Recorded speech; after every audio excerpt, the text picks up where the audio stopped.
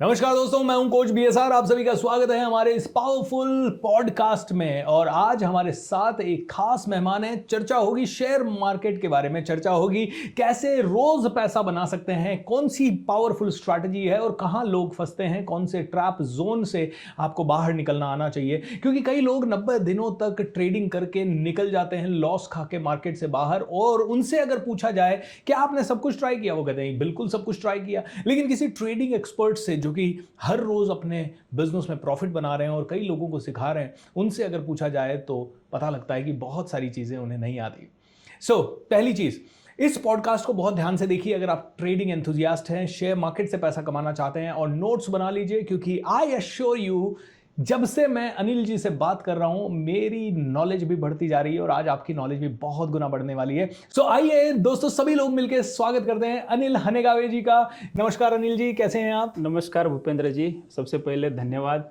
मैं बहुत अच्छा हूं एंड मुझे बुलाने के लिए आपका बहुत बहुत हार्दिक शुक्रिया। नहीं, thank you so much. It's my pleasure. And बड़ा अच्छा लगा जब आपसे मिला। आपकी 3-3, 4-4, 5-5 किताबें आपने ट्रेडिंग के ऊपर लिखी है। And I went through all the books. Glance तो मैंने सारी बुक्स को किया, लेकिन एक बुक के मैंने कुछ चैप्टर्स पढ़े and I was so impressed कि बहुत ही सरल भाषा में आपने समझाया है। तो पहले तो मैं आपसे पूछना चाहूँगा, आपकी कौन सी बुक आपकी फेवरेट है? Which one is your favourite book? देखिए, सबसे पहली किताब profitable trading strategy with psychology जी, ये किताब मेरी फेवरेट है। ओके।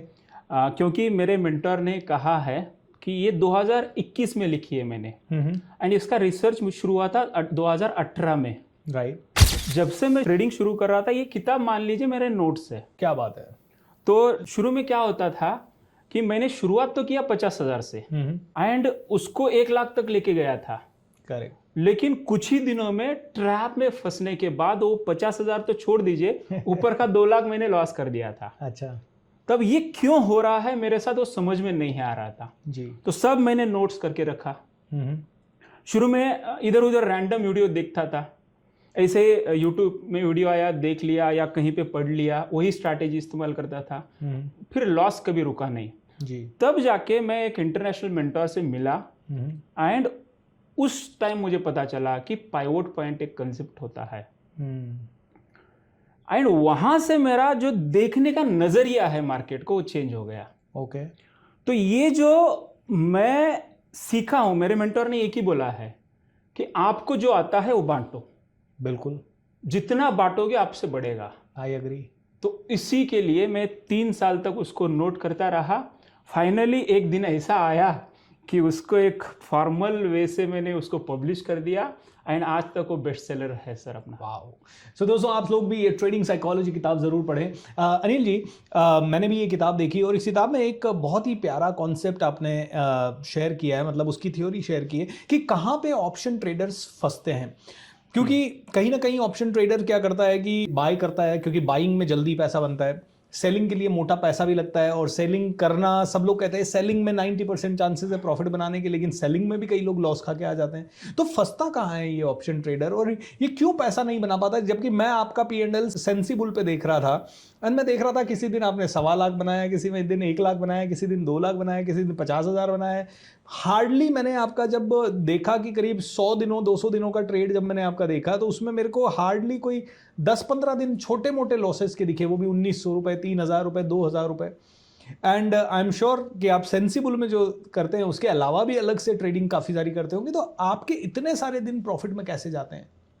देखिए, प्रॉफिट एंड लॉस दोनों पार्ट ऑफ ट्रेडिंग है। करेक्ट। सबसे पहले अगर आपको लॉस नहीं लेना है तो स्टॉक मार्केट छोड़ दो। ट्रू। क्या होता है sir, anything which is naturally inherently risky, we can not avoid that risk. People वहीं पे ट्रैप हो जाते हैं। मार्केट लिटरली ट्रैप करने से पहले कंफ्यूज करता है। उसको ऊपर जाना है लेकिन उससे पहले वो नीचे जाता है। करेक्ट। तो कंफ्यूज हो रहे हैं और इमीडिएटली आपने बोला कि सर बाइंग भी करते हैं सेलिंग भी करते हैं। देखिए, दोनों में पैसा बनता है जी। सबसे पहला है कि मार्केट का डायरेक्शन क्या है, ये पता होना चाहिए। ये अगर प्राइस एक्शन प्लस एक टूल, ज्यादा टूल नहीं, बहुत सारे इंडिकेटर नहीं, एक ही इंडिकेटर। बट ये सारे लैगिंग इंडिकेटर नहीं है। आई मीन आई नो, मैं इंडिकेटर पे आऊंगा, बट ये बीच में क्वेश्चन आ गया। मैंने तो देखा है कई बार, मैंने भी ट्रेडिंग करके देखा है, हालांकि ये मेरा प्रोफेशन नहीं है और मैं कभी इस पे, मेरे पास उतना पेशेंस नहीं है जितना आप लोगों के पास होता है, दिन भर मार्केट को देखना, चार्ट देखना। तो कई बार ऐसा लगता था कि यार पैसा डालते हैं और बढ़िया बन जाएगा, लेकिन देखते थे दिन भर बैठने के बाद भी थोड़ा बहुत ही बना, या बना ही नहीं, या लॉस में और चले गए। मैंने कहा नहीं यार, दिस इज़ नॉट मी, है ना। जैसे आपने भी कहा कि 90 दिनों के अंदर कई लोग, तो मैंने तो अक्सर ये देखा कि जितने भी इंडिकेटर्स हैं वो लैगिंग इंडिकेटर्स हैं। पता ही नहीं चलता है कि कौन सा इंडिकेटर आपको सही इन्फॉर्मेशन दे रहा है या कौन सा नहीं दे रहा है। प्राइस सबसे पहले दर्शाता है कि आगे क्या होने वाला है, एंड प्राइस के ऊपर जो इंडिकेटर डिराइव हो चुका है उसको कहते हैं central pivot range and pivot points. ये आपको एक दिन पहले ही बता देगा कल मार्केट कहां खुलने वाला है, कहां पे सपोर्ट लेने वाला है, कहां पे रेजिस्टेंस लेने वाला है, एंड कहां पे ट्रैप होने वाला है। क्या बात कर रहे हो? Yes sir. तो फिर तो मुझे भी सीखना है ये, बिकॉज यू नो, क्या एक सिंगल इंडिकेटर से मैं ये सब चीजें पता लगा पाऊंगा? देखिए, दिखने के लिए एक ही इंडिकेटर है, बट उसमें प्राइस एक्शन लेवल मैंने मेरे रिसर्च टीम की मदद से उसको लगाया है। ओके। जैसे कि प्रीवियस डे हाई, कल के दिन का हाई, यानी कि कल जहां पे सेलर हावी हो गए थे, मार्केट नीचे गिरा था, वो एक लेवल हो गया जी, उसको ड्रॉ करना है। करेक्ट। उसके साथ R1 रेजिस्टेंस 1, तो ये एक नेचुरल रेजिस्टेंस है जहां पे प्रॉफिट बुकिंग देखने को मिलता है। ओके। तो उसको ड्रॉ कर दिया। अब मार्केट क्या करता है, ऑलवेज सर्च करता है लिक्विडिटी के लिए। मतलब हम मान लो यहाँ पे 100 लोग हैं जी, 100 लोग में से 10 लोग मार्केट को चलाते हैं, ठीक है, तो बाकी 90 लोग तो लॉस करते हैं। करेक्ट। बट 10 लोगों को ऊपर जाने के लिए ट्रेड डील होना चाहिए। मान लो आप बायर है, मैं सेलर हूं, ठीक है, मुझे सेल करना है, आपने अगर बाय नहीं किया तो डील नहीं होगा, बिल्कुल, मार्केट ऊपर नहीं जाएगा, प्रॉफिट नहीं होगा। उसके लिए उनको डील करने के लिए लिक्विडिटी चाहिए। एब्सोल्युटली। अब वो लिक्विडिटी लेने का जोन कौन सा है? वो है R1 and previous day high के बीच में। वहीं पे मार्केट कंफ्यूज करता है। ओके।